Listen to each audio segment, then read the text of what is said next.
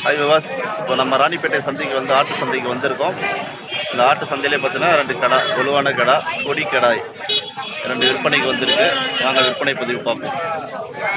இந்த பெரிய கடை 28,000 ரூபாய் சொல்கிறாங்க. இது 23,000 சொல்கிறாங்க. கொடியாடு தேவைப்படுவர் இந்த சந்தைக்கு வந்து நம்ம வாங்கலாம்.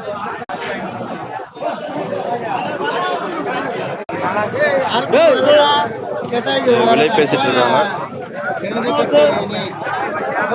12,000 விலை சொல்லியிருக்காங்க. 10,000 வந்தால் கொடுத்தலான்னு சொல்லிட்டு இருக்காங்க. விலை பேசிட்டு இருக்காங்க.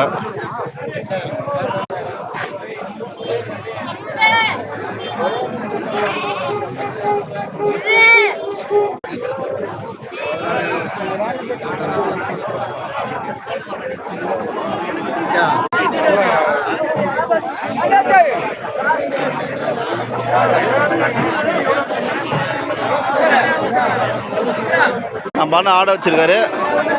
18,500 சொல்கிறார். இந்த ஆடு 18 ரூபா வந்தால் அனுசரித்து தரப்படும் விலையில் சொல்லியிருக்காரு. வச்சுருக்காங்க, போய் பார்ப்போம் வாங்க. வளர்ப்பு குட்டி வச்சுருக்காப்புல. 3மே வந்து பார்த்தீங்கன்னா என்ன கண்ணுப்பா? கொட்டைக்குட்டி. என்ன அனுசரித்து தரப்படுமா? 14 ரூபா. 14 ரூபா சொல்லாரு கடைசியாக. தேவைப்படுகிற வளர்ப்பு குட்டிக்கு இந்த சந்தையில் வந்து நம்ம குட்டிங்க வாங்கலாம்.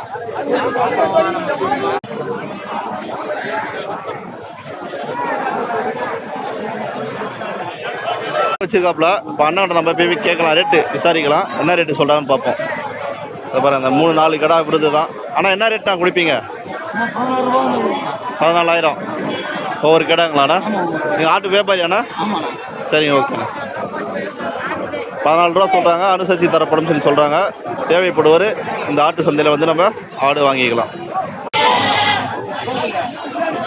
நம்ம அண்ணன் வந்து பார்த்தீங்கன்னா பெரிய கடை வச்சுருக்காப்புல. வாங்க ரேட்டு போய் விசாரிக்கலாம் நம்ம அவர்கிட்ட என்ன ரேட்டுன்னு சொல்லி. கடை பாருங்கள் எப்படி இருக்குன்னு. நல்லா வலுவான கடை. என்ன ரேட்டு கொடுப்பாருன்னு சொல்லி கேட்டு தெரிஞ்சுக்கலாம். பாருங்கள் அண்ணா. வணக்கம்ண்ணா. சொல்லுவோண்ணா, என்ன ரேட்டா நம்ம கடை? இவர் பேர் செல்வம். 28,000 சொல்லி சொல்கிறாரு. ஒருவருக்கு அனுசரித்து தரப்படும் சொல்லி சொல்கிறாரு. கடாவை பாருங்கள். 16,000 கேட்டுட்ருக்காங்க. ஆடுக்கு இன்னும் விலை சரியாக படலாம். அவருக்கு பேசிகிட்டு இருக்காங்க. வளர்ப்பு குட்டி